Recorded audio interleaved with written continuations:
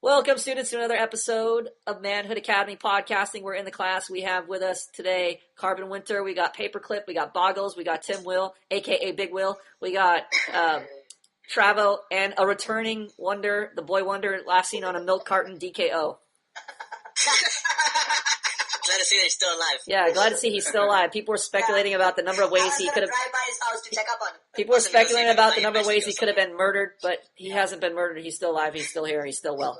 Still breathing. Still good to go. Okay, so we had a couple students come into the room and commit a cardinal sin.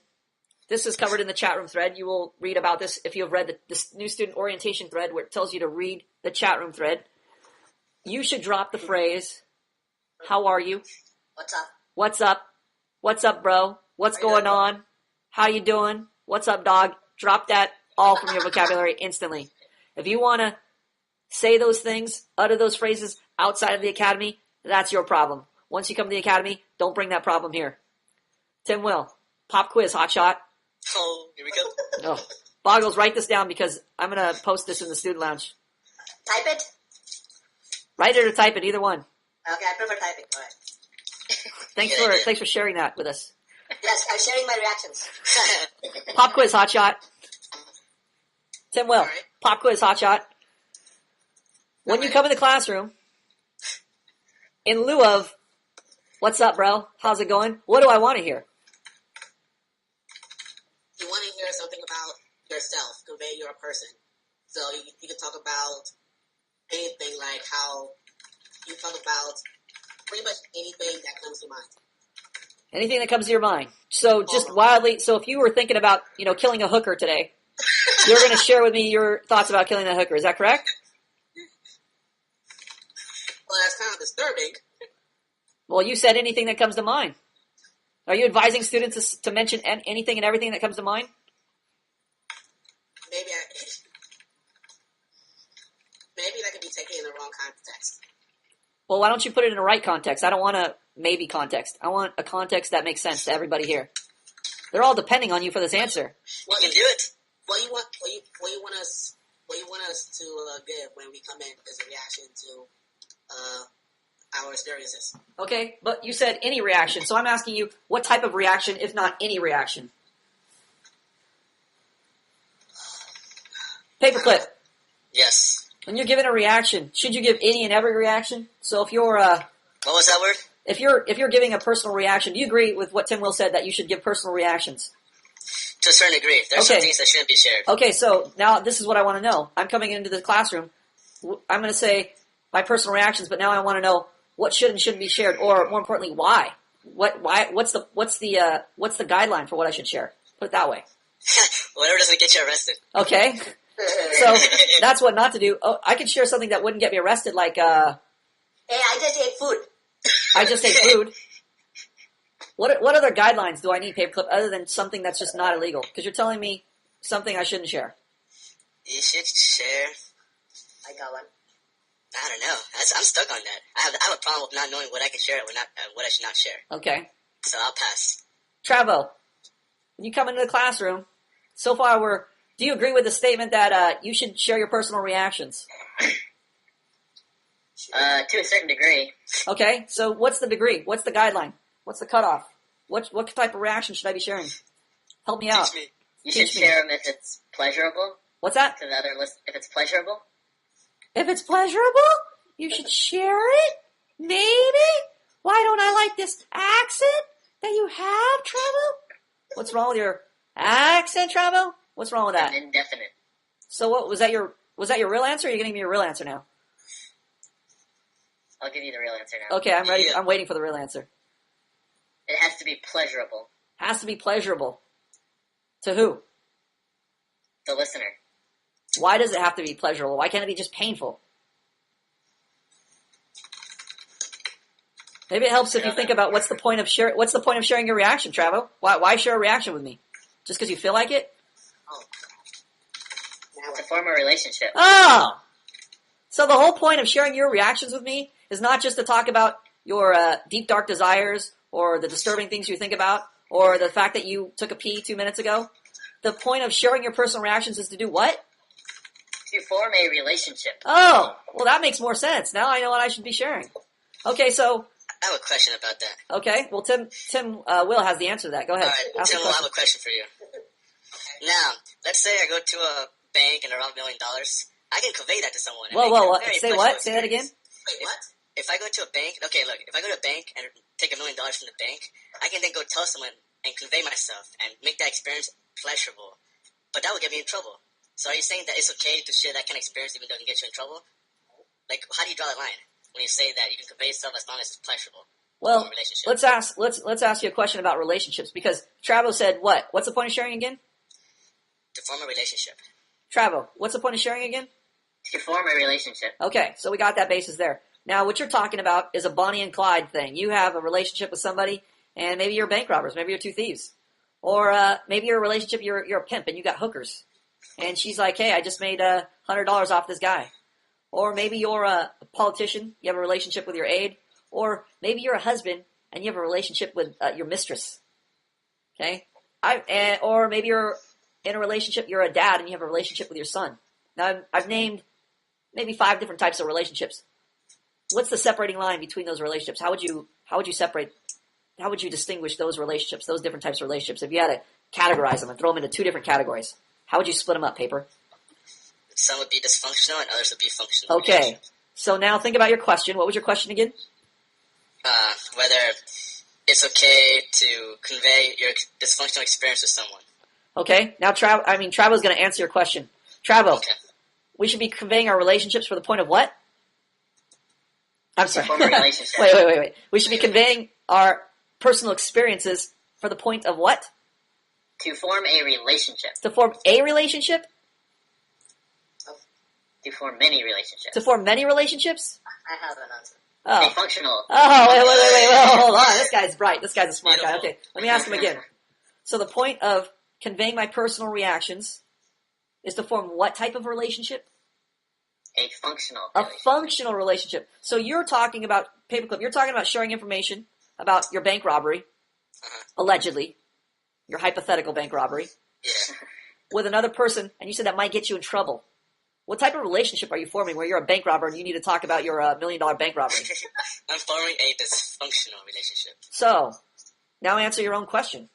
Should you be sharing about robbing your bank, or is it even, is that the real issue? About sharing whether you should be robbing? What's the real issue? The real issue is what I'm doing and whether it's functional or Yeah, not. because obviously if you're in a dysfunctional relationship, it doesn't matter what you share. It doesn't even matter if it's good. It doesn't matter if you shared you had a good day. Let's say you're a pimp and you got a hooker, right? You're in a that type of relationship, or you're a husband and you're sharing with your mistress, right? You got a wife and maybe 2 kids or something, and you have a mistress on the side, and you're sharing with her your favorite bowl of cereal, your favorite color. Is the information relevant? Does it matter? No. No, because the relationship's already dysfunctional. It doesn't matter if it's good or bad information. Okay. Thank you very much, Okay, Travo and Professor Plum. so You're Tim Will, pop quiz, hotshot. Yes. If I don't want to hear what's up, bro, how's it going, Carbon Winter, when I come into the classroom, what do I want to hear? You want to hear a candid, personal reaction to your experiences in order to have a functional relationship. Okay, awesome answer. Now just give me an example of that. Welcome to class. Who's that? It's Blue. It's Big Blue. Blue!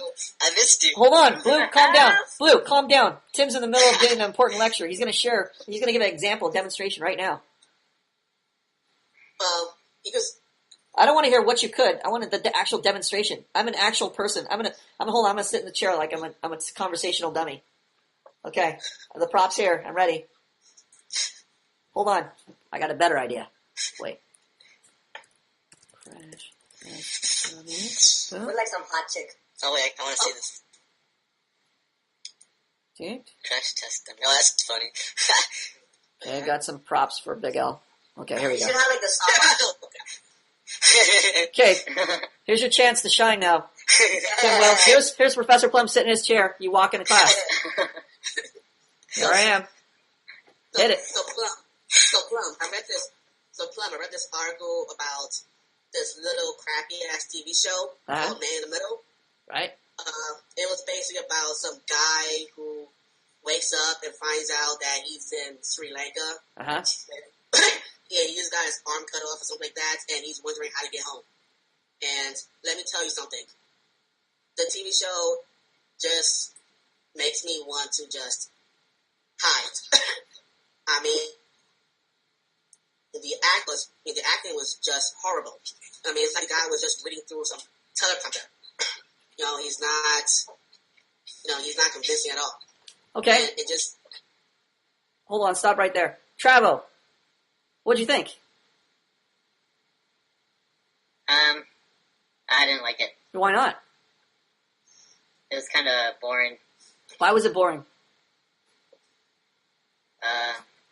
His voice tone wasn't very, excited, and His voice it kind of tone seemed like it, didn't convey his sentiment, what he was talking about? yeah. Okay. Blue, what'd you think? Blue. I thought it was okay. I mean, if you compare it to your expression, it's boring. But if I were to hear, Well, I want everybody's expression to be interesting. as a normal person, I would think I would have been slightly intrigued. Okay. Boggles. Yeah, I don't like it. It was pretty boring. The way he was speaking, like he's going to sleep. Okay, what else? Should be more excited. And also, it didn't seem spontaneous. That's exactly what it's thinking. I think he was trying to come up with something. It seemed kind of forced, and he's describing a lot. I mean, I was waiting for his reaction. I think he said there was some horrible or something. Well, he described a lot of information, impersonal Yeah. information. He was telling me about a show, but I was waiting for what he finally got to, his reaction. Yeah.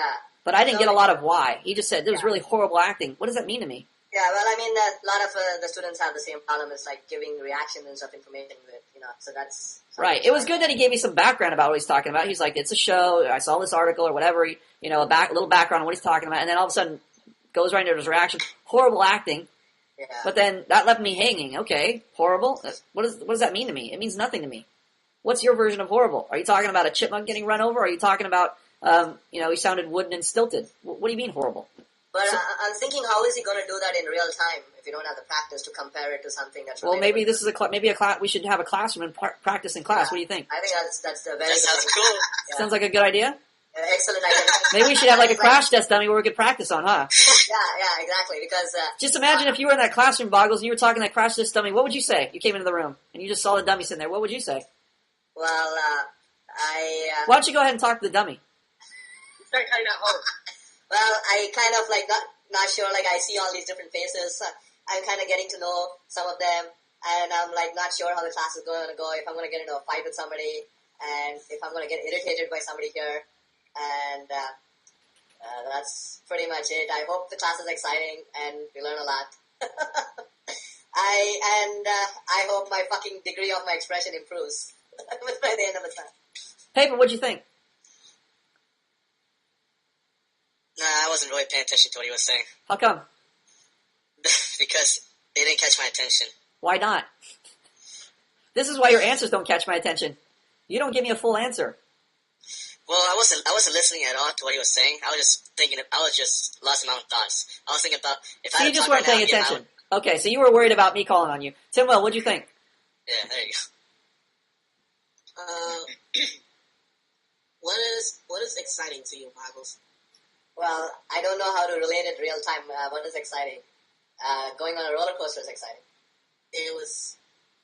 Or driving down really fast and... Hey, it was kind of monotone, and there wasn't a whole lot of inflection or anything like that. No emotion to it. Okay, yeah. I was kind of put on the spot, and you can tell the difference in the So way. was I. Yeah. Welcome to Conversations. It's all about being on the spot. There's nothing but a spot in a conversation. Yeah, I mean, initiating for me is hard. If you tell me, hey, tell me the answer to this, I'll be like, Blue, bam, what'd bam, you bam. think? Blue, Did you say blue? Blue, what did you think? Blue. Did you tell him? Yeah, it's a bad thing. Blue is a robot. His voice sounds like a robot. Travo, what'd you think? Yeah, I thought it was kind of monotone too, and I kind of wasn't paying attention very well.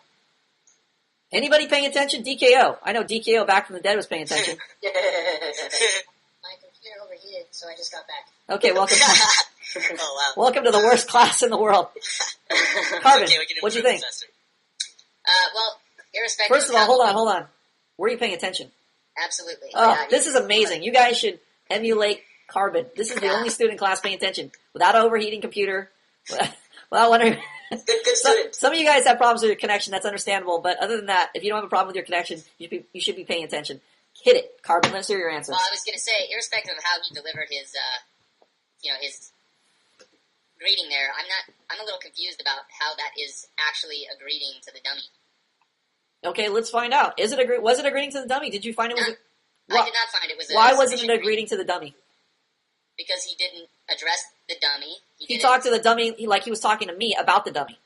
Yes, correct. He was explaining to me, oh, by the way, I'm talking to this dummy right now. Yeah, it was similar to that. So you're going to demonstrate right now how to do it the right way, right? I can try, sure. I don't want you to try. I want you to do it the right way. Yes, I Since you only are involved in trying, Paperclip's going to show you how to actually do it. Paperclip, you're ready to demonstrate right for us how to do it the right way, right? I want to say yo to the dummy. You have to click the icon, the camera. Alright, there we go. Alright, dummy. Man, I just got back from an all-you-can-eat buffet. I'm full. The thing is, it costs $10 to go to this buffet, and I don't really have that much money to be spending on food, so I'm like, you know what? Whenever I go to a buffet, I just have to eat as much as possible. So I walk in around 5 o'clock, there's nobody there. I just start grabbing a plate of lasagna, a plate of Mexican food, a plate of Chinese food, cookies, ice cream, and then I sit down and devour everything in less than 30 minutes. Oh, it feels so good. But then the problem is right now I'm so bloated.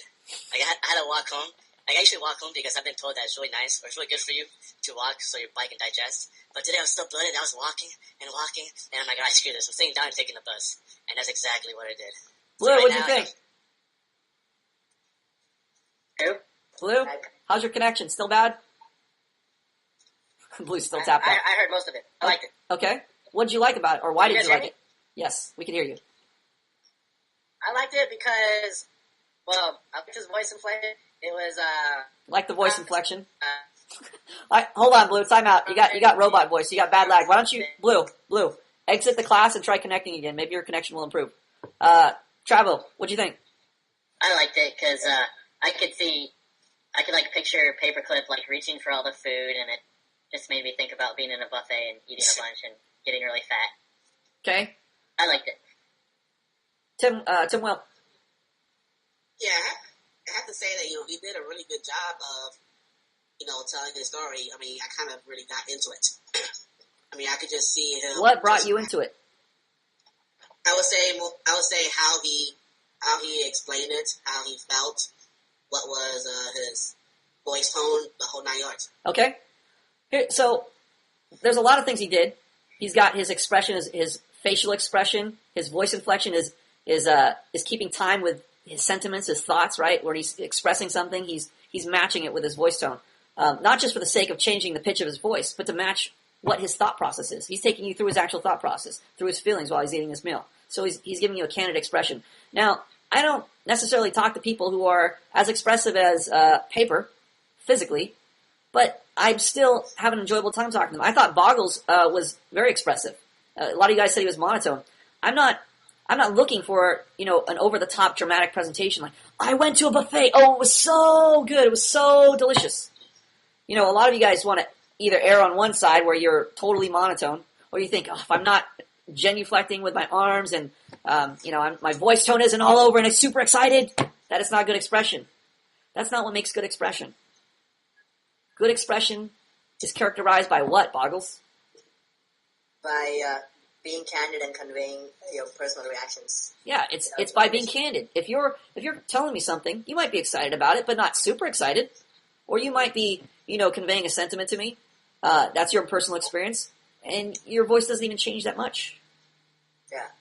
Maybe it slows down. Maybe it speeds up. Like, I noticed when you were conveying things, you were talking about a few things, and at the very end, you laughed. You gave me your genuine reaction, your amusement, whatever. So I still got a sense of you, of your personal reaction to what you were talking about. You're put on the spot, and you told me exactly how that felt to be put on the spot, and what you were thinking while you were being put on the spot. I responded to that. I was fine with that. So as long as you're, again, conveying your personal reaction, that is the emphasis here for creating a relationship that's going to be functional, that's going to meet the other person's needs, because the other person cares about what? Carbon? I think they are interested in relating to you on a personal level. I mean, right? I don't know. I don't want the I think answer. I want the right answer. Well, they're interested in relating to you on a personal level. I want to know, are you interested or are you not interested in relating on a personal level? I definitely am. Okay, so you are sure or not sure that when you talk to somebody, you want to relate to them on a personal level? I'm positive. Okay, now give me the right answer then. People want to relate to one another on a personal level. There you go. It's very simple. But the problem is, the practice is not there. It's very difficult because you're fish out of water. You don't have practice. These concepts are very simple concepts. They're very self-evident concepts. But the practice is what makes them like, the lights turn on. The realization happens. What's up, Paper? What do you mean by conveying yourself on a personal level? What do you mean by personal level? Well, Carbon's going to explain that for you. And I had another question. Like, Hold on. Let's hear that one first. After I have another question too. Carbon. It means to connect on things that are less than surface. It means that you actually have something to say about yourself that is meaningful and relates to you as an individual. Okay, so tell me the difference if I say to you, I ate bacon and eggs this morning versus I love bacon and eggs. What's the difference? Are you addressing me? Yes, I'm addressing you. Well, one is just a litany of your activity, and the other is actually how you perceived what you ate and how it made you feel. Okay? What's the same? Let me ask you another question. What's the difference between saying I took a walk and I think about my life a lot when I take a long walk? What's the difference between those two things? Well, one thing just tells me what you did, and the other statement tells me what kind of person you are. That you're introspective and that you enjoy thinking about your life. Okay? So, Paperclip, your question was what? What does it mean to convey yourself on a personal level? Okay, did you see the different types of answers I gave to Carbon? Or did you hear them? Yeah. Okay, so does that answer your question, or do you have another part to that, or do you not understand that? Yeah, it answers the question. I just have to think about it and keep practicing to fully understand it and be able to implement it in real life. Okay, so what's the answer then? Just be able to give someone your personal reaction to whatever you're talking about. Versus just giving what? Events. Not just events, just static information. That's static. Is it... Let me ask you another question, Paperclip. Yes. Should you give static information? Yes. When? When I have established my authority. No. No. Good try, though. Yeah. Hey, Boggles, don't be a dick. Yeah, Boggles, don't be a dick. He's giving an answer. That was a fair answer. Boggles. No one cares about your response. No. You should be telling Boggles. You shouldn't be reasoning with Boggles. That's a big fail right there, Paperclip. What should you be telling Boggles every single time? Plum rule. Thanks. Yeah. If you want to be even more emphatic, you could say, shut the fuck up, Plum Rule. Alright. Hint, hint. Alright. I'll write that down. I'm not telling you to write it down. I'm telling you to say it. You could say it verbally even. You could say, shut the fuck up, Boggles, Plum Rule. Plum rule. There you go. Problem solved. And No Plum justification required. Hey, how is saying no one cares considered justification? Are you explaining it to him? Are you explaining something to him? No. So when you're saying no one cares, what's the point of saying that? I'm rejecting his statement. Right. So are you explaining something to him? Yeah. I'd really think about that. Yes, you are explaining something to him. You're Oh, saying shit. nobody cares. You're making justifications. You haven't established any authority with Boggles. Boggles doesn't care about you right now. Okay. So again, the Plum Rule, which is Carbon, which Paperclip will explain to you after class. Okay. Does that cover your question, though? I mean, does that cover your question, though, Paper? Actually, that doesn't cover your question. I was asking for the answer. You were going to give me the answer to your question. Yeah. You gave me the wrong I answer. gave you the wrong answer. What was your question again? I get distracted with so many side issues. When can I provide static information? Yes. When can you provide static information? Blue's got the answer. First of all, Blue, is it static information? Blue? Is it okay to provide static information to, like, say, I went to the store? Yes. Okay. When should I provide the static It's okay information? to provide static information. Can you repeat that? So you said it's okay to provide static information. When is my question? Yes. Under When what is it? circumstances? Whenever you feel like it. So I should just keep providing Whenever you static feel like information. providing Hey, I went to the store. I had bacon and eggs, and then I went home. Well, I mean, I think if someone asked you what you did, I think Blue, providing you've static been information doing. would be fine. Blue, you've been acting the way you feel right up until you signed up for Manhood Academy. So I'm pretty sure that strategy is wrong. Tim Will, Yes. is it okay to provide static information? Like, I went to the store. If you want to, If I want to. So if I just feel like it, it's okay. No. That's the same answer Blue gave me. Before the academy, he was doing exactly what he felt like doing. He was giving the exact same answers he felt like giving. I want to know the right answer.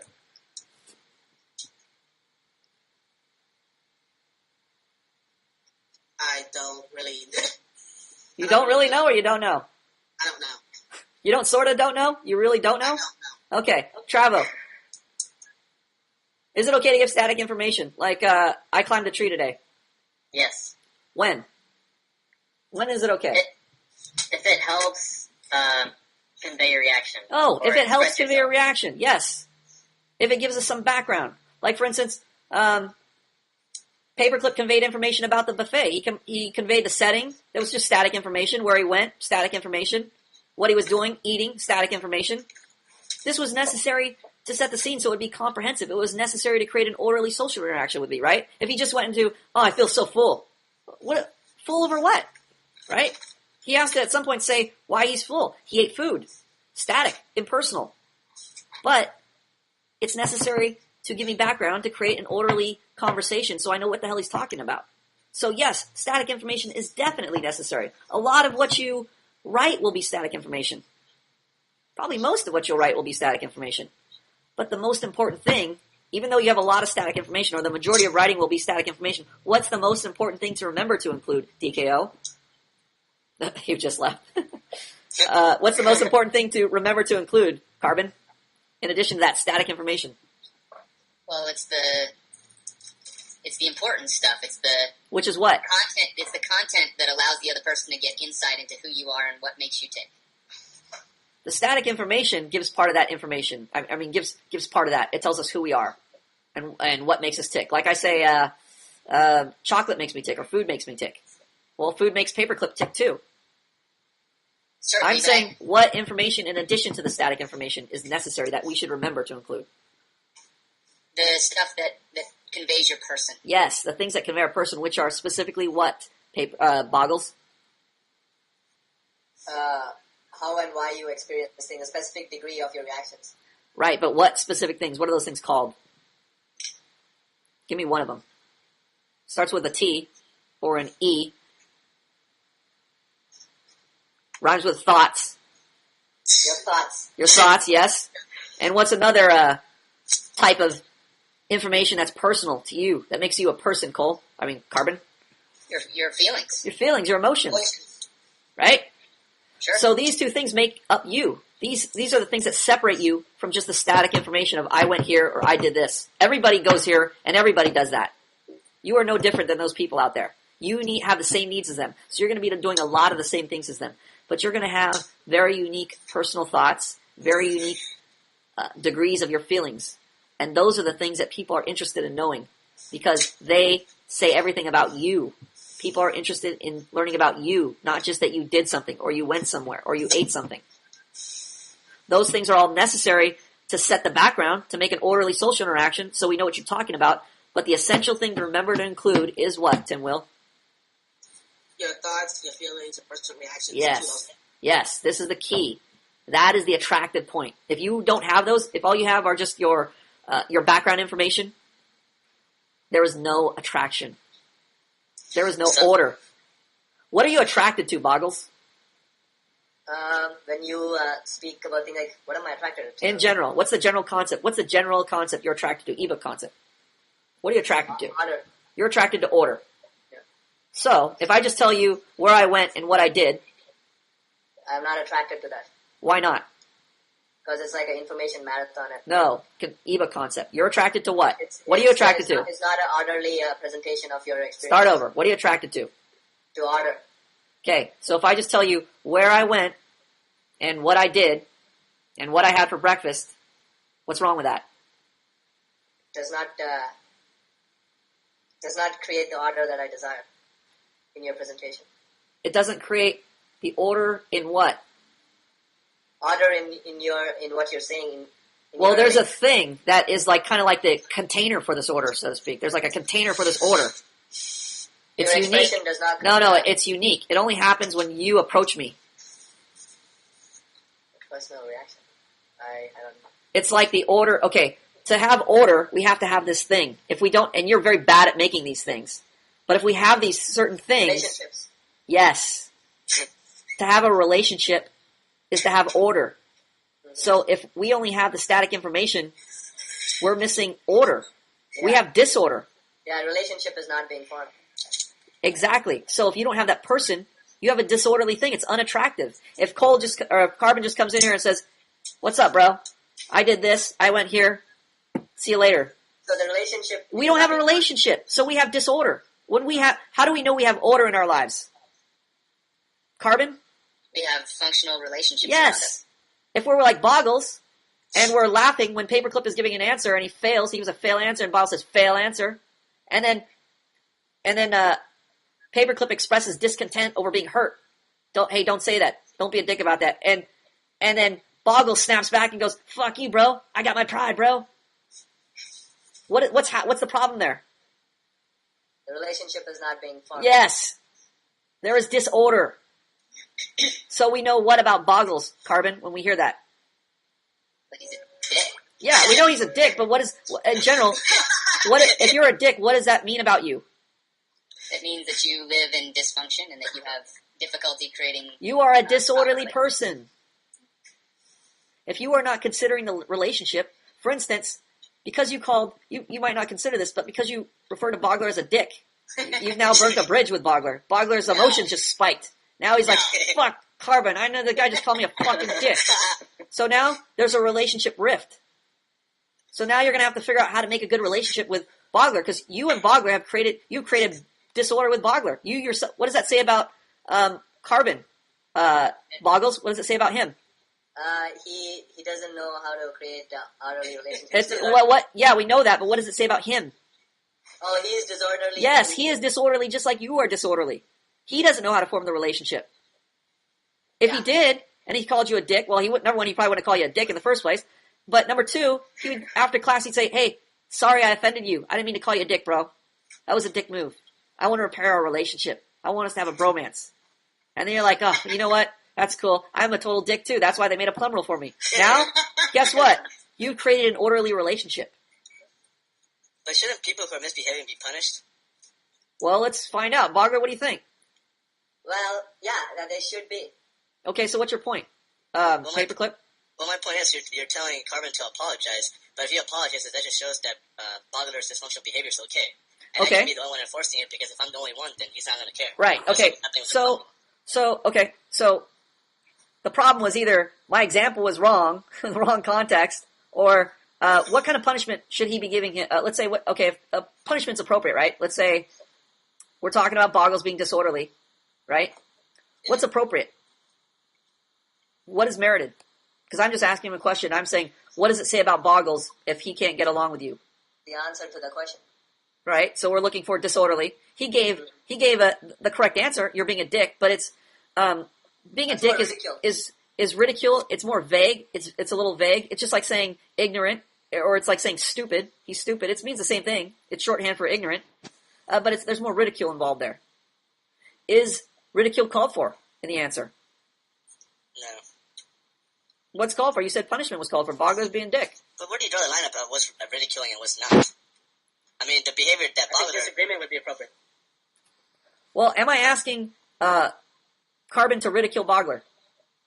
No, but I don't understand why calling someone a dick is ridiculing that person. I mean, Well, why don't you ask Bogler? Do you feel ridiculed when somebody calls you a dick? Yeah.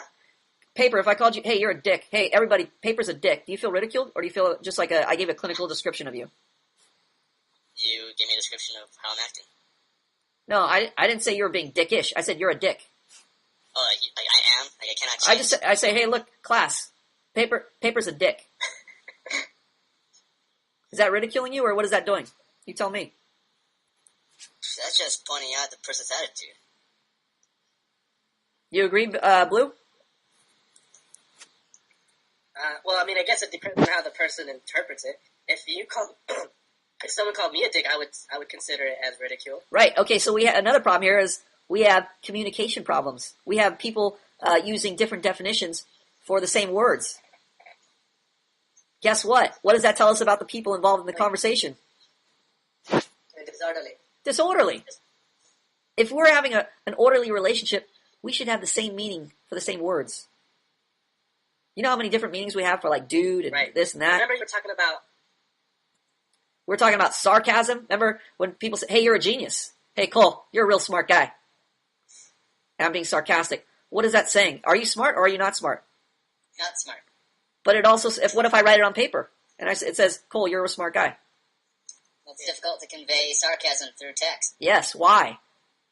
because there's no emotion attached. No. Voice inflection's lacking. No. It's not just voice inflection. What's the real problem? It's a bad form of communication. Yeah, it's a bad form of communication. Sarcasm is disorderly because it's saying one thing while really meaning a totally different thing. So, if we don't have uniform definitions, we have disorder. That's why we say, look, if you want to, you can use sarcasm, but it's disorderly. You're going to create problems with your relationships, especially if you behave in a sarcastic manner. You ever talk to sarcastic chicks?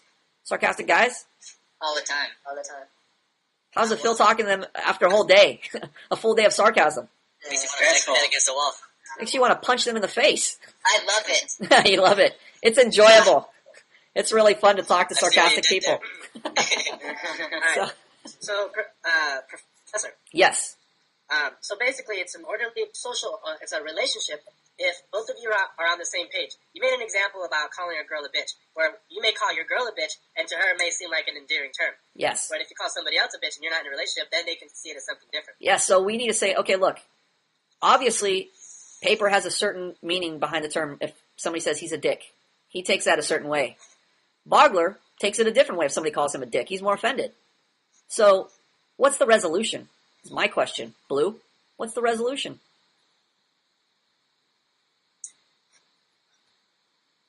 Well, Oh, paper has a resolution here. Let's hear the resolution. Paper, what's the Just resolution? state how I expect him to behave. Okay, yes, to state your expectations directly, not sarcastically, clearly. Then what will he find out in the course of you stating your expectations? How he should be behaving. No, what will he find out about the word dick in the course of you stating your expectations? What do I mean by it? Why is that necessary? So he can understand what I'm trying to say. Yeah, so you guys are on the same page, so there's an orderly social interaction. There are the same definitions, the same terms, the same, you guys are in one thought. When you guys are in an orderly relationship, there is one thought, there is one direction. It comes right back around again to direction. The one functional direction. You notice when you guys are happy and together, are people thinking totally different things? If you guys have an enjoyable time, like hanging out after class, are you guys all thinking totally different thoughts? Like, I hate this guy and I love this thing, but I hate this thing. Are you guys all off on different tangents and disagreements going on left and right? Is that what happens when you guys are enjoying each other's company? Is that what happens, Carbon? No. What happens? What's enjoyable? We interact and... We're interacting right now. What's enjoyable? We vamp freely off of one another. And No, we're share vamping right now. What's enjoyable? Connecting with everyone, I suppose. You I suppose? guess I'm not sure what you're asking me. Okay, well, let me ask Bogler. Bogler, when you're having a good time with other students, why are you having a good time with them? Because you're talking about different things, you're having disagreements, you're hating everybody, you have different meanings for every word you're saying, and there's confusion in the room? Is that what makes you happy? No, we're in agreement on a lot of things. We are on the same page on almost everything in the conversation. And When you find out something about somebody like somebody has a girlfriend and lost the girlfriend, do you suddenly feel connected to that person? yes, Why? because I've had a similar experience, and you can kind of relate to that person. So you can relate to that person. What does that mean then when you're relating to that person? You're connecting. You're to that connecting. person. You're the same. You're going in the same direction. relationships are eventually about what then, Carbon? They're about connecting. I have the answer. Oh, wait. That's close. Bogler has the answer. Then relationships are about what then, Bogler? Relationships are about going in the same direction. Okay, and we can even clarify that even further. That's right. We can make that an even better answer. Paper? By meeting each other's needs. Okay, that's a little generic. Relationships are about unifying your thoughts. I think Travel looks like he has the answer. Go, Travel. Relationships are about going in a direction and add to that, make it an even better answer. Going in By one. having the same expectations. Okay, how many directions are there can you go in a relationship? Oh. One. Tim, how many directions can you go in a relationship? One.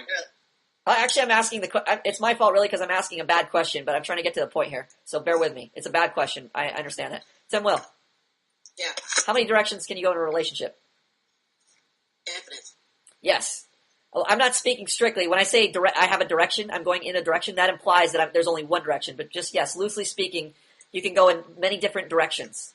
But what are we looking for in a relationship? One direction. One direction. The right direction. One direction. So strictly speaking, if we're being correct now, we're being accurate, we're going all over the place. But once we go the right direction, or go the right way, for lack of a better word, we're going in a direction, the right direction. We have direction. When you are going anywhere but the right way, you're wasting time. You're doing nothing productive. You are spinning your wheels. When you are going the right way, you have direction. That is the definition of direction. It is one way. So eventually when you have direction, like you say, I know where I'm going. Essentially when I say I have the direction, that means I know where to go.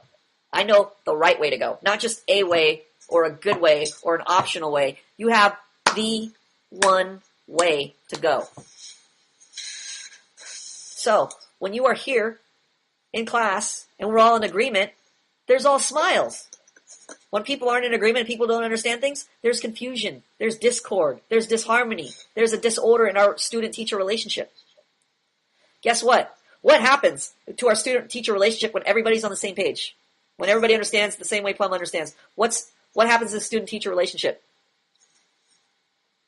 It blossoms. Becomes a peer relationship. Oh, what? Wait, we got a genius here. Listen to this guy. What happens when the student-teacher relationship becomes functional? What happens? It becomes a peer-to-peer relationship. Yes. What am I hoping for one day? For it to blossom. That we invite you to Vegas. Yes. That you invite me to Vegas and we hang out, and I like hanging out with you. That I'm not just talking to you and teaching you things. That you're stimulating me. I want to hang out with you. What Boggles. is a peer-to-peer relationship? Well, let's ask Boggles. Boggles. Boggles. What is a peer-to-peer relationship? When you hang out with me, do we have a peer-to-peer relationship? No, we do not. We have a student-teacher relationship. Do I have fun hanging out with you? For a minor part of the time. A minor part of the time? So you think I'd sign up to hanging out with you for like 10 minutes if out of 10 hours? You think I only enjoy 10 minutes? I would tolerate you for 10 minutes if I thought the other 9 hours are teeth pulling? 55% of the time you have. So you think I would sign up to hang out with you for, let's say we're going to hang out for 4 hours, right? You think I would call you to hang out with you if I knew that 45% of that time I was going to be pulling teeth? I'd rather be punching my face than hanging out with you? You really think that? Well, from the way you behave with me, that's what I assume. Well, then something's wrong with your relationship skills. It's very evident. Because if it was close to 50-50, there was no way I would answer the phone call. Well, when I am speaking to you, you look at your phone and that tells me that you're not having a good time hanging out with me. That's what I assume. Well, sometimes I do look at my phone because maybe we're driving. But usually if we're playing golf last time, I had a great time talking to you. Your phone. What's that? When you're doing activities, it's fine. It's more when we're both sitting down and I'm talking. Well, we drove in the car to get to the golf course. It took us about, 10 minutes. So then we played golf for how long? For a few hours, a couple of hours. So what's wrong with your math skills? What's wrong with your delusional view of our relationship then? Maybe you magnify the negative parts of the relationship. Yeah, I think I do. I think you do I too. do that with everybody. I think you do too. And I think that throws a wrench in your trying to create a relationship, especially with other students. I'll have to fix it somehow. Yeah, somehow. Practice. Let me just tell you, if it was a terrible relationship, if I had like a student relationship with like you and Paperclip have, I wouldn't be calling you to play golf. I wouldn't be looking forward to playing golf with you on Saturday. I'm actually looking forward to it.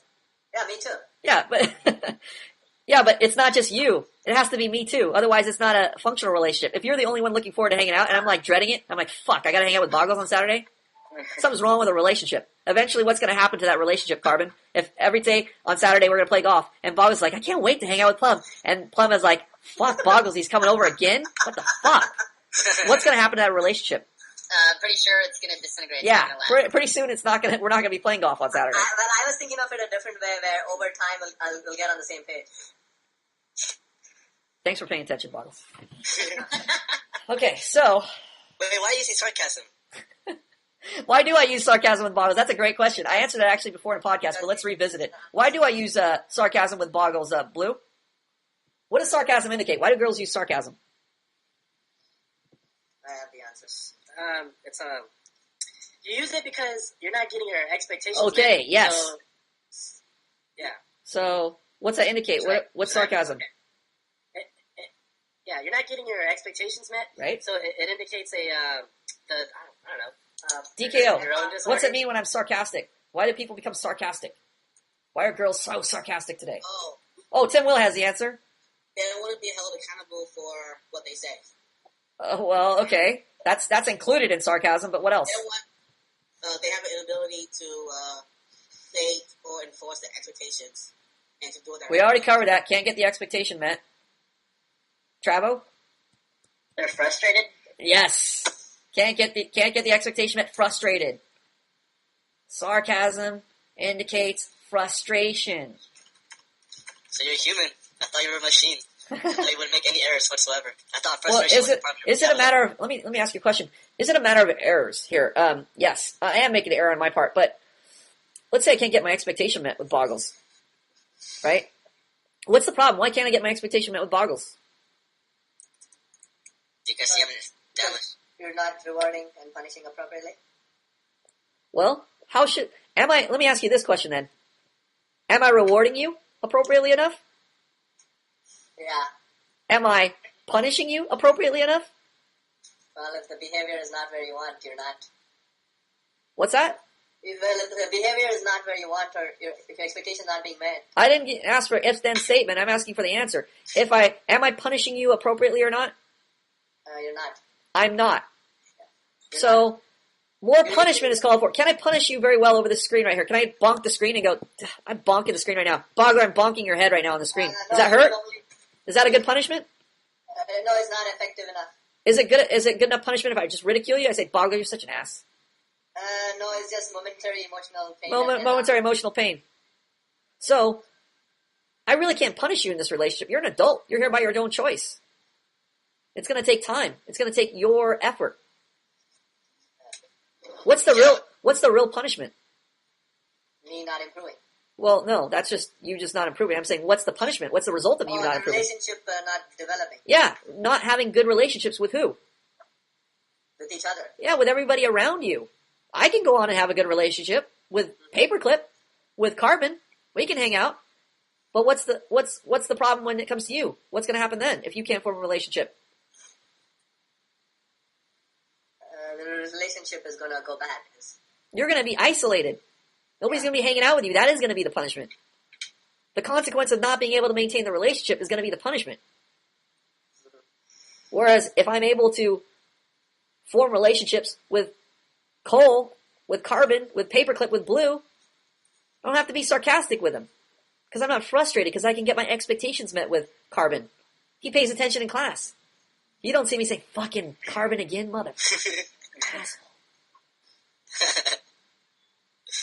I have a question. Yes. Okay, so you're telling me that name calling is considered ridicule, even if you give an expectation after name calling someone. Well, let's ask Blue. Blue knows about name calling. Blue? I didn't hear his question fully. Paperclip. Okay, Blue. Oh, now I'm forgetting my question. Is name calling considered ridiculing, even if you give an expectation after name calling the person? Okay. If he calls you a dick, Okay. if he calls you a dick and then explains that, is that still ridicule?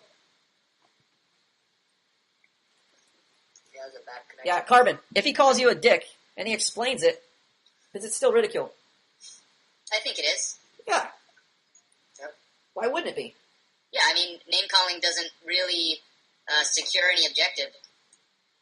It does if it punishes you. Other than to hurt someone's feelings. Yeah, because I bet if I called him a dick, he would be offended. So I can tell from that it's kind of a hypocritical view. Yes. And once I know that, I'm like, okay, this You person might even notice the professor calling students assholes from time to time. See, that's why I thought it was okay, because you Well, do. why can I get away with it? It's not very, I was going to say it's not very Yeah, functional. that- It's dysfunctional, but why am I able to get away with it, even though it's very dysfunctional? So you have a lot of positive incentive. What's that? Speak up. Because you have a lot of positive incentive. So I give a lot of incentive for me to maintain the relationship. If I was just calling, hey, Bogler, you asshole, you dick, and never hung out with you, never talked to you, never explained anything to you, never taught you anything, never invested time into you, you would have no reason to even tolerate me calling you a dick, Bogler, or to call you an asshole, or to talk about your problem-forming relationships. That's true, because I don't tolerate anybody else talking. Yeah, why do you tolerate me and you don't tolerate Paperclip? You jump on Paperclip, but I call you an asshole all the time. His view is not completely developed, and he doesn't really like even the dick thing. I bet if I call him, he'll be offended. So he's hypocritical. Once I realize that, I can once I realize certain things. Yeah, but you don't call me a dick, and you don't test out all these other theories with me. Well, because you every time you say something like you have a lot of sense. I know you examine things No, thoroughly. you used to when you first started the academy, you challenged me a couple times on a couple memorable I have. occasions. I took Why your not life. anymore, though? Why not anymore? Well, now I see things much more, and also I think, Paperclip, can you answer? Because you guys have formed a relationship. No. Travo, why isn't he speaking out right now? Call me you asshole, you don't know what you're talking about. Like he used to do in the past. Because you have a student-teacher relationship and you're the teacher. Well, I was a teacher when he first joined the academy. Who's beeping? Somebody beeping? That was me. Turn That it was off. me. Okay. DKO, can you hear me? Yeah. DKO, why isn't he acting out now? When he like he was in the beginning? When he first joined the Because you academy? manage your expectations and you punish them and reward Whoa, them. what's that? What's that? You manage your expectations. By doing what? Punishing and rewarding. Right. I didn't, like Paperclip, try to reason with him. Hey, you're a dick because you're doing this and this. Stop it. It's not a good idea for you to do that, this and this. What did I do instead? Punish, reward. When Boggles would challenge my authority very early on, what did I do, Carbon? You did some things that were uncomfortable for him, so he would stop. Yes. I punished him, essentially, is what you meant to say. What did you do? What's an example? I don't know, Boggles, what did I do early on when you had problems? you scolded. And I then scolded you, I ridiculed you, I told you to get the fuck out of the forum, I told you don't do this, if you do this, you're not coming on this thing, I told you, I basically, I punish you. I'm trying to think of specific times. Lay down the law. I laid down the law. Exactly. I didn't give you the option of, I didn't give you the luxury of an explanation. You didn't deserve an explanation because my authority wasn't established with you. I was establishing my authority with you. A lot of Well, students. Sorry, go ahead. Then you had a lot of How am I supposed to hold on, Bubbles? back it up. How am I supposed to do that when you're like when I'm just a student and haven't established that relationship with Boggles? Well, I mean, let's go to Boggles. Shouldn't you be the teacher and be the one regulating when students get out of hand? I don't know. Am I regulating? No. I'm not regulating? Well, Have you ever heard of the to a certain plum rule? degree you are. Have you ever heard of the plum rule? Yeah. Is that regulating enough? Yeah. So, am I regulating or am I not regulating? You are. So what's the problem then? You just said I wasn't regulating. I'm not regulating. Yes, you're not regulating. That's the problem. You're into explaining, not into regulating. I already gave you a regulation tool. Okay. A lot of students, when they don't have experience forming relationships, they refuse to punish. They think, oh, I gotta give this guy pleasure. I gotta give him reward. If I don't reward this guy, he's not gonna want to talk to me. I'm very harsh with Bogler sometimes when he violates my expectations. But I have to be ready to reward him when he's meeting my expectations. Yeah, but they don't have the reward that you have. Well, So- they don't have either. They're refusing to punish you. They don't want to offend you. And yet they don't reward you either. What's Yeah, up, bro? How's it going? Yeah, cool. All right, Yeah, later. So, I mean, yeah. You have a lot of relationships where you say, hey, what's going on, bro? What's up? Right? Yeah. That's it. That's the extent of your relationship. How well do you know the students at the academy, Carbon? Not very well. Well, second day. You have an excuse. Travo, how well do you know the students? Not too well. How long have you been here? A long ass time. What's the problem? I'm not forming relationships. Obviously. What's the problem? I don't know. Well, Tim Will knows the answer. He's been here for how long, Tim Will? I've been here for about 2 months. 2 months. How well do you know the other students? I don't know all the students. How well do you know the other students? Not very well. Why not? I don't initiate conversation. Oh, say that because Travo didn't hear it the first time. He was asleep. He was sleeping on his desk and a big pile of drool was coming out of his mouth. He's about to wake up. To initiate conversations. Sorry, I interrupted the first part. Say it again so we can hear it. I don't make the actual effort to initiate conversations with every member of the academy. Okay, now I'm going to ask you a trick question, Travo. You ready? Yes. Why are you having problems with forming relationships with students at the academy? Because I'm lazy and I don't initiate conversations with all the students at the academy. Ah, you don't practice, essentially, is what you're saying, right? Yeah. Exactly. I think it's more than lazy, it's more fear. Like, oh, okay. It's a fear. Fear of what? He's worried, Travel, he doesn't respond and all. I used to think, what is wrong with him? But I think he's more worried. Yeah, I think he's worried too. What is he worried about? I think I should just dislike, but then I realized, he must just be shy. Yeah, he is just shy. So why is he shy? Because he's scared of how the other person might say. Okay, so what would you suggest to somebody who's scared like Travis? He's worried about you rejecting him, right? He says something and you're going to be like, what the fuck did you just say, Travis? That's the most retarded, weird thing I've ever heard out of anybody's mouth. He's worried. I don't want to hear that reaction from Boggles. I don't want to say anything to Boggles. I would say he should start with small steps, like say hi to DK or something, and start. What are those small steps designed to do? To slowly get him practicing more and more and get over his fear. Yeah, once he gets the feedback from that step, he goes, well, I learned this at the academy today. I should initiate a conversation by sharing my personal reaction. So, I'm going to see if it works or not, because I don't believe Plum. I'm a skeptical guy. So I'm going to, this guy up top here with a bearded face, I don't know him. Hey, hey you at the top, the carbon guy. Yeah, I don't know you, but my name's Travo, and I'm super shy. I don't know many students here. And I'm trying to practice social interaction, and I don't really know what to say to you, but because I'm new at this, so yeah. So I'm trying to lead this conversation, and it's not going well. You hate me. Fuck, I don't know what I'm doing. How was that, Cole? Carbon? Well, it started out all right. I mean, I learned that you're trying and that you are nervous about taking a step forward, and that's okay because that relates on a human level, and that's a good place to start. And superficially, I mean, if it's nothing but just getting desensitized to the fear, then I'm fine with it. It's not just being desensitized to the fear. That's not really the issue. He has a right to be fearful because some people are going to go, "You're a fucking stuttering idiot. You sound ridiculous. You sound silly." So his fear is justified. But what hasn't he done to address the fear? The reason the fear is there. He hasn't made any steps to alleviate it by actually just practicing. Practicing what? Just anything? Yoga? Practicing jumping jacks? I'm sorry, be more specific. Yes, this is specific academy. No, I'm saying I need to be more specific. Right, because this is specific academy, is what I answered to you. Go ahead. All right. Well, the idea is that he expresses himself in a way that makes him feel comfortable about himself regardless of the feedback. And he gets Paper's got the right answer. Well, just like somebody learning how to ride a bicycle, the person will fail in the beginning, but as he gets more experience, he will get better results, and then he'll become more comfortable speaking to people. Well, yes, bicycling. Let's make it a little more appropriate. What about we got to do something simple? Bowling. Bowling. What's the point of bowling, Tim Will? What are you supposed to do when you bowl? Throw a ball and knock all the pins down. Right. So you're trying to knock down all 10 pins, right? Right. Can Travel practice rolling the ball into the gutter on the side? Yes. Can he practice doing that? Yes.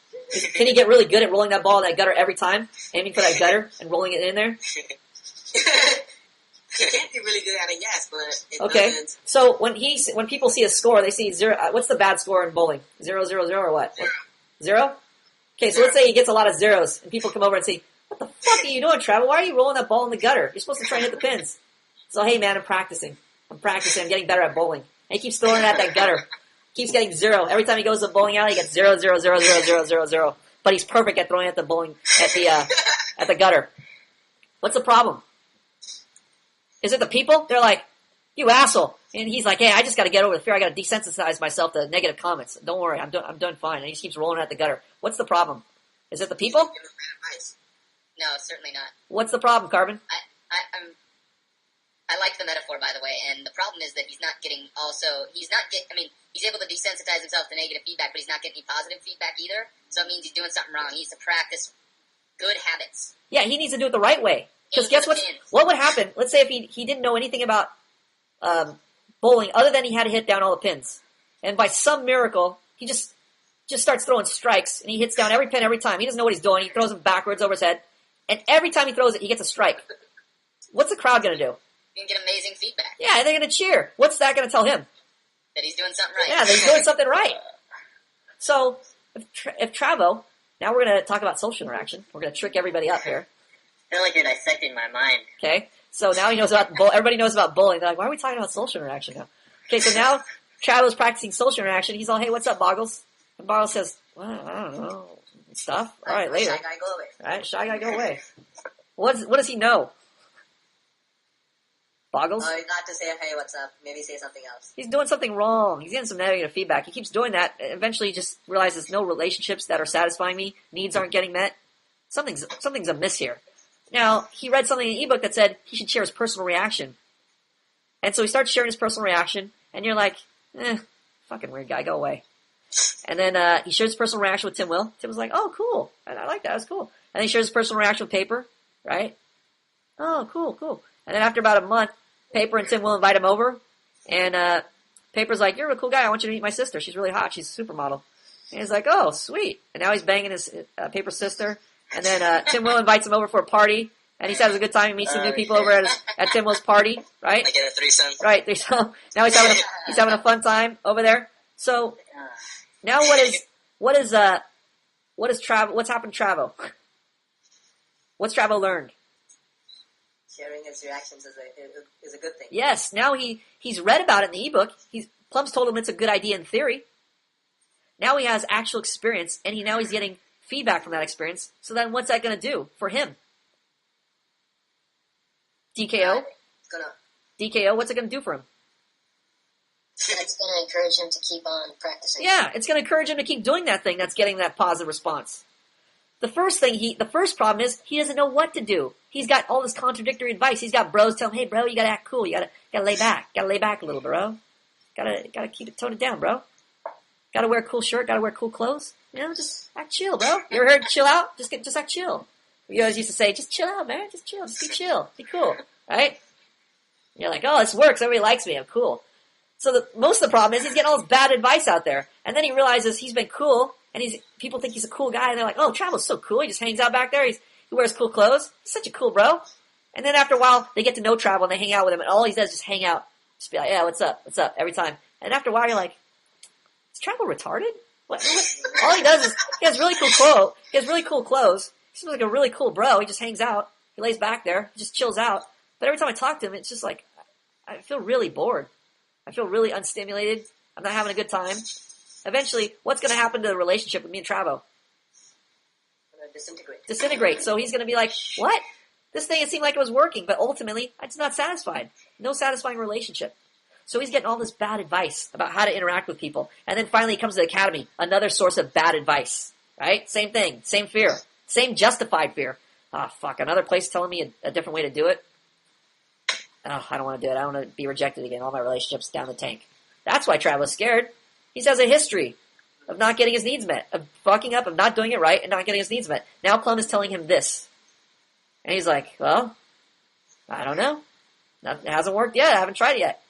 So he's got to practice. Practice. This, of all places, is the perfect place to practice. Why? Versus outside the academy. Why is this the perfect place to practice versus outside the academy? Boggles? You can fail and move forward. and you have the professor's supervision, like Yeah, professor supervision. Travis, what else? What else? I have a question now. Okay. If this is the perfect place to learn social interaction, To practice social interaction. to practice social interaction, wouldn't going out in real life be better than? Well, you over tell the me. computer? What's the advantage here, Carbon? Basically it's an environment to get the proper feedback when you do fail. Yeah, it's the perfect place to get the right feedback. It's the perfect place to know when you're doing it right and doing it wrong. Not only will you get the praise from the students and the instructor, you'll get the relationship form, and people know what you're doing. Yeah. And if you can't form a relationship here, it's going to be harder for you. Yeah, if you can't form a relationship here, where it's like you got training wheels galore here. You have students to help you. Students help you when you're fucking up. If you fuck up at a party or at a bar or at a club, are people going to go, "Hey, Travel, you just weren't expressing yourself well enough"? And if you had just conveyed your personal reaction when you were talking to me over the loud music, then I would have totally started talking to you and got into you and got on a date with you. But since you weren't doing that and you failed the social interaction, I'm just going to stop talking to you right now. Is that what the feedback they're going to give you at a club or a bar or a party or hanging out in the real world, quote, quote? What's going to happen when you fuck up over there? They're just gonna walk away. Yeah, they're just going to walk away, or they're just going to go like, "Oh, dude, I got this call. I got to take care of this thing." Right? They're going to lie to you. You're not even going to have a fucking clue what's wrong.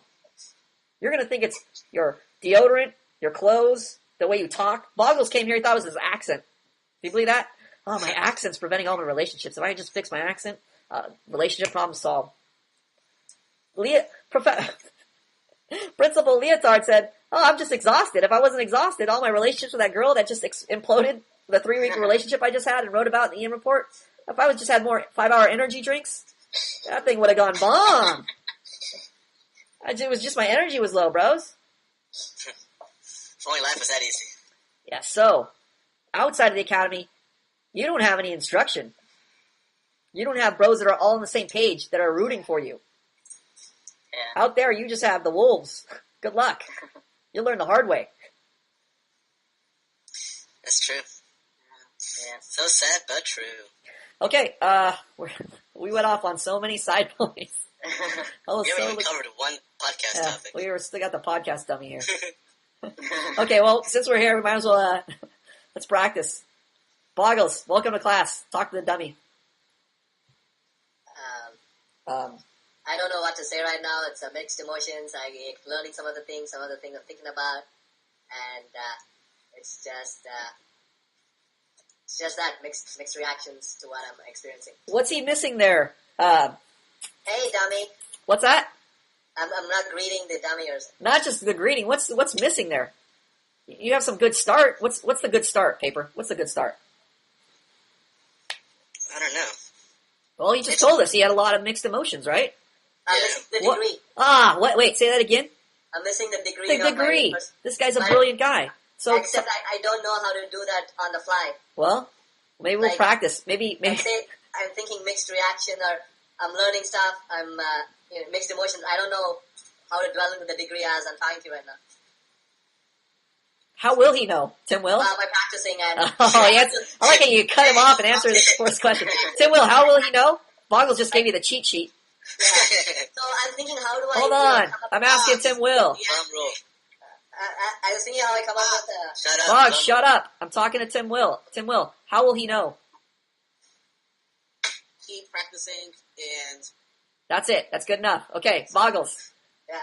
See that dummy right there on the left side of your screen? Yeah. You get to talk to it. Welcome to class. At times I feel so much smarter than all the students here, but at the same time, I'm frustrated that I can't form a relationship with... See? That's a candid reaction that attracts me. See, when you say things like that, Boggles, when I read things like that in your entries, I'm attracted. I want to talk to you. You don't realize that. You think that's a fail. Like, I'm admitting this thing. I don't know what I'm doing. You think that's bad. That's what I want to hear. That causes the personal relationship to form between you and me. Okay. That makes me want to help you. You may not realize it. That makes me want to help you. When people are too cool for school, that doesn't make me want to help them. There's a new student who just flunked out of the academy. Too cool for school. I didn't want to help him. Too cool for school with me. I don't feel like helping them either. So we share the same. I think everybody shares that sentiment. Okay. Like, I'm just relating, like... The problem is you have a delusional view and I have to correct your delusional view. Wait, what's too cool for school? Is it like too proud? Too proud, right. Yeah. Too proud. Okay. Too proud to accept the help. Too proud to talk about your real condition, like Boggles just did. He says he feels like a bright guy, like he knows a lot, and he does. But yet he has such a problem forming relationships with the students here at the academy. It should be a snap for him if he knows so much. So there's a disparity in what he knows and his actual practice, what he can do, his ability. Well, you had a good start, Boggles. Your second start was better than your first start. Now I got the degree. I still didn't get into degree and... You did get into the degree. You started talking about the degree. You got more specific. Once you get more specific, and you keep getting more specific, and you bring me into your specific degree of your experience, what's going on, I'm attracted. That creates an orderly relationship. Okay. Cole, you want to talk to the dummy? Sure. Of course you want to talk to the dummy. That's the thing you've been waiting for. Dummy, I'm happy to have you here in class, and I'm a little freaked out though that you contributed so little, and the professor has let you stay around this long. But I do appreciate your blue head, and I've enjoyed listening to other people talk to you and getting their reactions to talking to the dummy as well. Okay, what's a dummy? The dummy is a little turned off about something. What did you forget? What did he forget, Paperclip? He talked about who, Travo? The dummy? He talked about the dummy. Who else did he talk about? The other students? Yes, he talked about the other students. Who is the main person he forgot to talk about? He was missing. What? Wait, Tim, what was that? You forgot, him. Himself. Yes! The dummy doesn't care about all these extraneous things. Who's the dummy talking to? To everyone else. No, the dummy's talking to the other dummy. He wants to know about him. You want to try it again, Carbon? Are you ready? You ready to talk to the dummy? Sure. All right, let me wake him up. Okay, I'm gonna activate him. Go ahead. He's activated. You know, dummy, I've really enjoyed myself in the class tonight because we've shared a lot of thoughts about getting positive feedback, and I've in my own life, I've struggled with getting negative feedback and not knowing how to deal with it. But being here at the Manhood Academy, it allows me an opportunity to get... Okay, time out. The dummy's getting bored with your political speech. Travel, you want to talk to the dummy and not use political terms and not speak in generalities? You want to be more specific? I want to talk to the dummy wants to form a relationship, but Carbon doesn't want to form a relationship with the dummy. I want to form a relationship. The dummy just walked off and said, well, first of all, he has a message for Carbon. He said, hold on, let me listen to him. He said, cool story, bro. Okay, Travel. Travel, your turn. Somebody wants to talk to you. Go ahead. Hey, dummy, when I see you, it makes me want to use you as like a little picture and have a little speech bubble coming off you that says like, what's up, bro, and what's up, and what's up, dog, and we could use you as like a bad example of what not to do in the form and when talking to other people. Okay, the dummy's disappointed in you. Why is he disappointed in him, Tim Will? He's talking about things. It wasn't bad. He gave his personal reaction. That's fine, but he missed a major part. The dummy's trying to... What's the dummy trying to do with this other dummy over here? Form a relationship. Yes. So what did he forget, Tim Will? No. Tim Will? Yeah, I'm here. Yeah, I'm trying to talk over Boggles. Keeps fucking interrupting. They did a pretty good job. He just... What did he forget that he needs to do to form the personal relationship with the dummy? Address the dummy by name. Paperclip, what did he forget? He forgot to share his feelings, emotions, and thoughts that were running through his mind while talking to the dummy. That's what I was thinking. He forgot to share essentially what, Boggles? Boggles gave the answer. Himself. He's talking about making the dummy into this thing and that thing. Who's that talking about?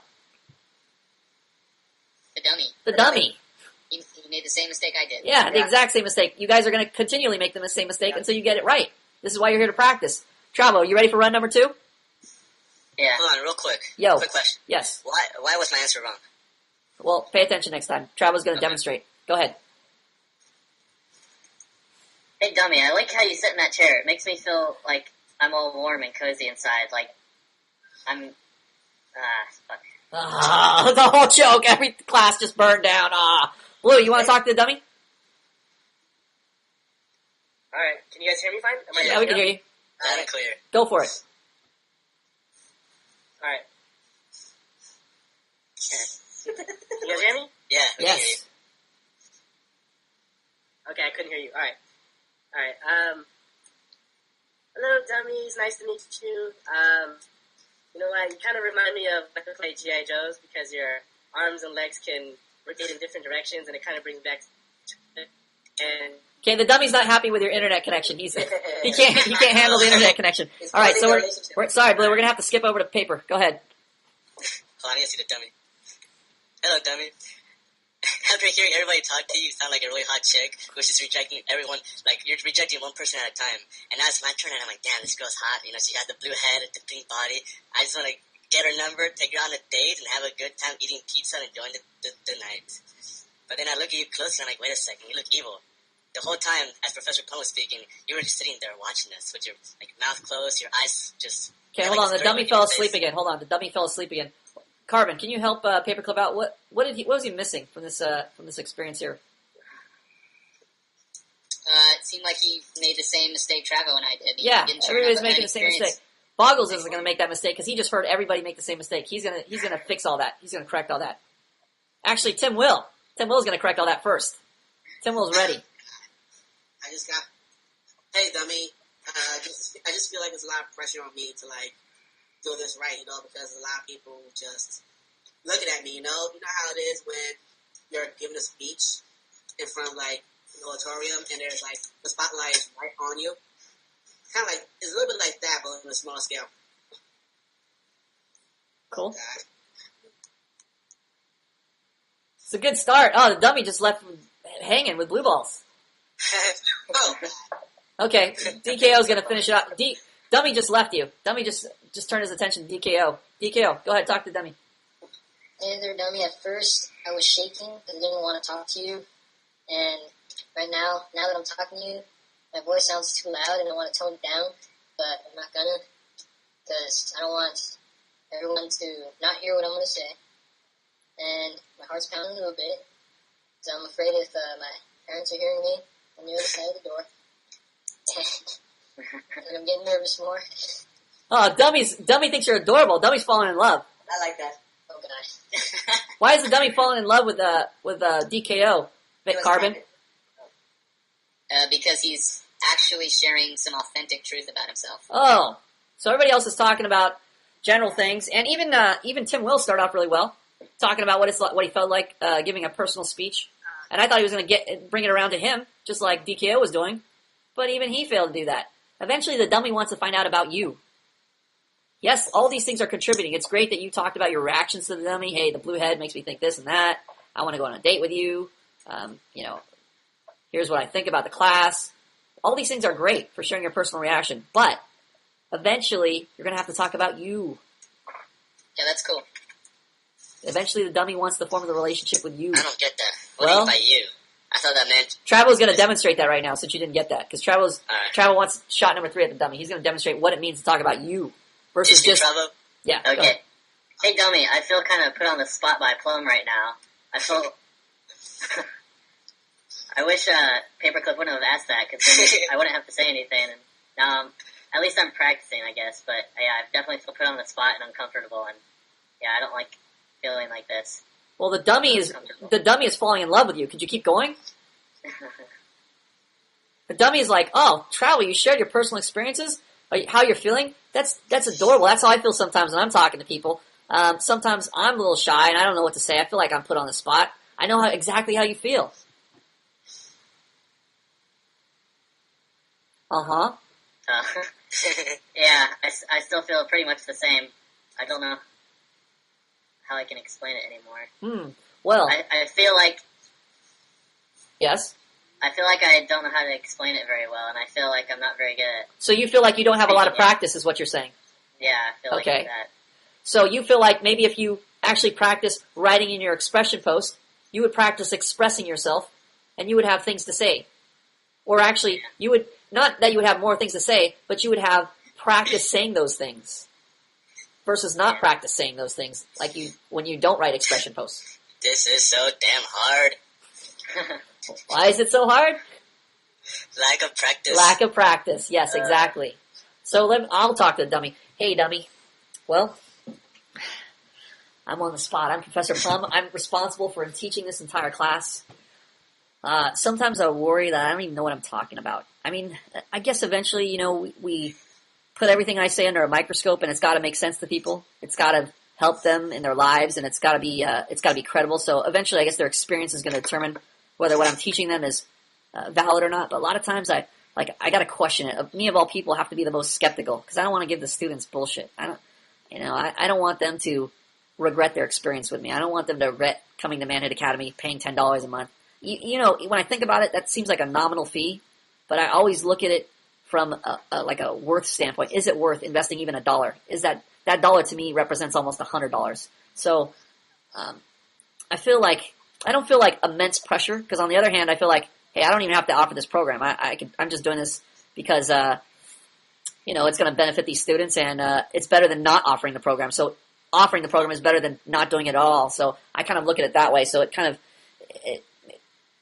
doesn't. I don't feel the pressure because I kind of know how to be attractive and what attracts the students. But on the other hand, just the responsibility of hearing their lives and hearing how some of them are not in relationships, or a lot of them are not in relationships, or having trouble forming relationships, really makes me feel for them. So I have a tough time sometimes, figuring out what to do. I'm almost a victim of my own advice. Like I always say, make a decision. But when you're responsible for an entire academy of students, those decisions seem tougher and tougher. They're going to affect a lot of people, and I realize that. So even though I know, hey, make a decision versus no decision, it's still tough sometimes to make a decision. Like, for instance, signing people up for the class. I'm worried some students are going to be offended if they don't get into class. Like Big L, I'm worried I'm going to offend him. Or I worry sometimes that, maybe all the students won't make it to class, or the podcast won't be enjoyable, or some little minor aspect will throw it off, and they'll just have a bad experience. So I want them to have the best experience possible, and I also want them to learn something. So it's kind of, I have all these things to juggle in my head at the same time. But I realize, as the students get better, like I think Boggle shared, we're going to erase the student-teacher relationship and eventually have the peer relationship, and that's really what I'm looking forward to. These are like really my friends, my potential friends that I'm kind of sculpting to eventually become my real friends, and then we're going to be hanging out. So I'm looking forward to that day. Like I like hanging out with Boggle when we play golf. I'm super happy when he comes over. He shows his smiling face. I hear his Indian accent. Like I just get excited seeing him. So it's like I want to have that reaction. Same, I have that reaction with Travo. I hear Travo sometimes, and he's a shy fag, and then sometimes he gets determined and he says something like bold, and it's like it puts a smile on my face, and then I'm always encouraged. Especially Jar.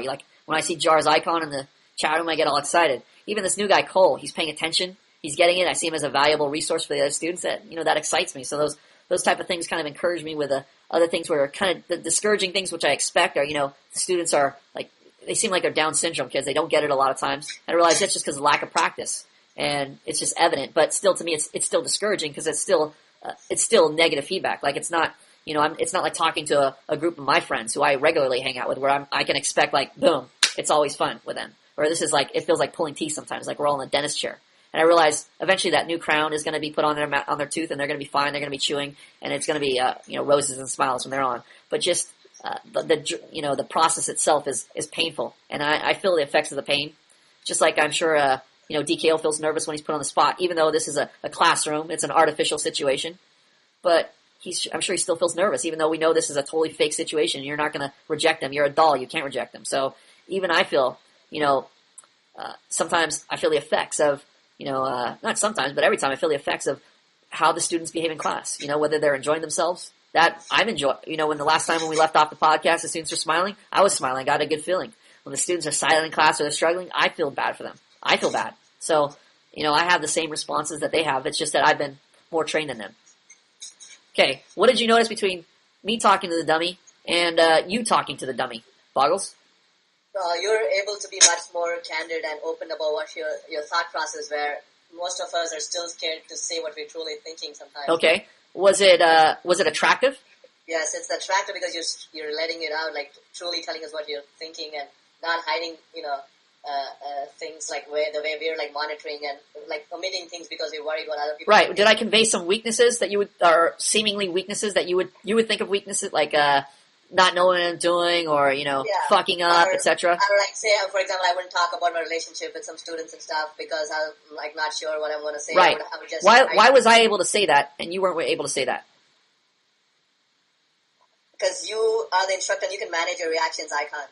Well, I'm not worried about your reaction. Why was I able to say that, Paper? Because you want to get your expectations met. Carbon, why was I able to say those things about my fear of this or that? Because you're uninhibited. You don't really care what other people think. No, I actually do care a lot about what they think, but why was I able to do that? Travo? Because you've had a lot more practice? Well, yes, I've had a lot more practice. That's number one. What's the other important thing that Tim Will? You wanted to get into a relationship with them. Yes, we know that, but why was I able to do that? What do I know that you don't know? You know how to give them an incentive. What do I know that you don't know, Boggles?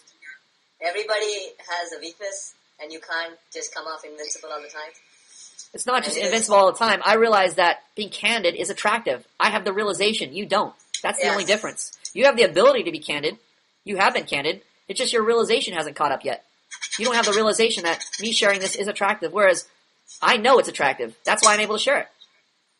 Okay. To you, it may look it may look like I'm comfortable with my weakness. That's what we used to call it before, but I don't consider it a weakness. I just consider it an attractive expression. So I'm able to share that. Well, on one side you said you are worried about what people think. Well, yeah, but just being worried about it doesn't mean it's not attractive. Me being worried about it. Okay, but at the same time you have the realization. I have the realization. Ultimately, I realized that me being candid with you is attractive. So I have feelings that are in conflict with my realization, but my realization drives my behavior, not my feelings. So that overcomes your worry. Yeah, you guys have a lot of feelings. You guys feel a lot of different ways. Like, don't you wake up in the morning and you feel like you don't want to get out of bed? Yes. Do you get out of bed? Yes. Why do you get out of bed? Because you have the realization that if I don't do this, things are not going to be. Yeah, so you have a lot of feelings about things that are in conflict with what you know you should do, or what you know is right to do, or what you know will work, right? Yes. So Yes, you behave according to your realization, not how you feel. If your realization is how you feel, then you'll behave according to your feelings. Some of you feel like doing stuff, some of you won't feel like doing stuff. Yeah, if the realization hasn't caught up, or if you don't have the realization, you're going to behave according to your feelings. Yes, this is what I'm training you guys to get, is to have the realization that doing certain behaviors are attractive. Practicing social interaction and doing it a certain way, not aiming for the gutter, but aiming for the center, is attractive. Once you get that feedback from the other students, you'll realize that. And then whether you get sometimes we have a class like this, nobody's talking that much. We've had classes where everybody's excited and participating. Does that mean I change? I go, oh fuck, because you guys are, I may feel bad because you guys aren't super smiling and super talky, and everybody has a stone cold poker face. But what do I realize ultimately? That if you share your reactions, and if you keep doing things that are attractive, the students will catch on. And eventually they'll be smiling. Eventually the relationship will form. So I'm not worried about the day to day. I mean, it affects me. I'm emotionally affected by it, by your responses. You still have the overall realization. Yeah, but I have the realization that if I'm candid with you guys, ultimately it's going to lead to a good relationship with you guys. So right now, somber faces, okay, not so happy. But other classes, happy faces, great. But that doesn't affect my realization. I still realize I need to be candid. Like this class, I'm not going to go cool, bro, because you guys are like not responding great. So I'm going to go, oh, well, all right, fuck these guys. I'm just going to be cool. Yeah, what's up, students? And then when you guys are happy, oh, let me be candid now because everybody's happy and encouraging me. Oh, now I'm going to be happy. No. I realize whether you're acting this way or whether you're acting this way, whether you're behaving this way or whether you're behaving this way, I still need to do this to form a functional relationship. I have that realization. So I may feel, I may be affected by you guys. I'm definitely affected by you guys, and I feel a certain way by how you respond to me. But the realization is what drives my behavior, ultimately. That's the end. Any last questions or comments? That's what I get. I think the dummy is probably wet after you told that to her. As well. Dummy's I think the dummy's definitely wet. Travis shared that reaction. I'm like, wow, I'm glad he shared that reaction. I'm shocked that Travel had a comment at the end of class. Yeah, He's volunteering his reaction. He's initiating a social interaction with me. I'm getting wet. Yeah, and we should change the dummy to a picture of a girl or a human. I don't think we should because we have some guys doing the NoFap challenge, and I'm considering them. Unlike you who don't consider them and just want to post porn on the site. Fully clothed girl. I wasn't thinking of a naked girl. Yeah, no porn from you, Boggles. Fully clothed. No porn from you, Boggles. Scarf. Scarf. Ajib head scarf? Yeah. Any last words, DKO? I wish this podcast could go longer. Yeah, me too. You wish? Yeah. I wish you would smile more. That would encourage me to podcast longer. Put it that way. Your reactions determine my enthusiasm to Come on, continue. DKO, stop shouting the podcast. All right. Thank you guys for joining the podcast. It's been enjoyable. Next one will probably be Friday. And remind me if I forget, because I totally forgot to post. I thought I had posted it. Then I realized the 6:30 post was still in there. I forgot to post for this time. So the next podcast will be on Friday. So if I don't, in the afternoon, a lot more students think they can make it in the afternoon. because I like not wasting all my time with you, Boggles. I like to do other things too. I'm sorry I can't accommodate your full schedule, sir. I'll try to plan my life around you next time. That's me being sarcastic. So the next one should be Friday in the morning. If I don't post it by like Thursday night, somebody please remind me, but I'm going to, in case something comes up, so I try to post it around class time. I didn't forget this time. I actually thought I had posted it, but I was actually looking at the wrong one. I had left the previous time from the last class up. So, the next one will again be Friday. Thank you guys. Catch you next time. Generally, what time in Whoa. the morning? What's that? Generally, what time in the morning? Don't hold me to it, but usually 10, Friday and Saturday. That's our general time. But again, if we have students, like, there's a thread, I think, or you can also post your own for times where. Hey, Mr. Sir joined us. Oh, Mr. Sir, you're just in time. Okay, students, we're ready to start the podcast. We're on Podcasting Topics 1. Mr. Sir, welcome to the podcast. Oh, bad connection. Thank you very much. Oh, there he is. Oh, Oh, you ready to start the class, Mr. Sir? I believe it's already started. So I was gonna fool you and get you all excited. Oh, I got it! It just started. I can't wait. I told him he can join in late. Okay, so we're covering expression. You ready, Mr. Sir? I was born ready. All right, you get to talk to the dummy.